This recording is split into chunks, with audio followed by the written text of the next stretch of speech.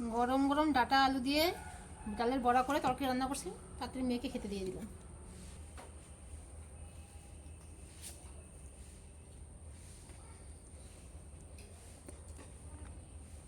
মা খেসারের ডালের বড়া করে যে তরকারিটা রান্না করেছে সেটা দারুণ হয়েছে। বৃষ্টি, এত বৃষ্টির মধ্যে কি রান্না করব?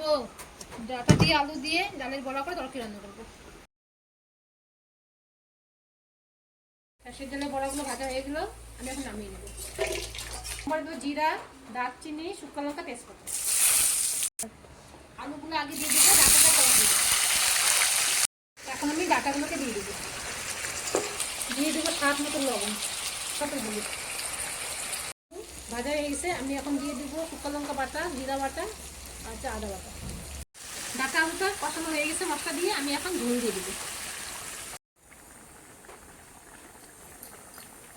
ঝোলের বলক এসে পড়ছে, আমি এখন বড়াগুলো দিয়ে গরম মশলা দিয়ে নামিয়ে নেব। গরম মশলা দিয়ে নামিয়ে নেব।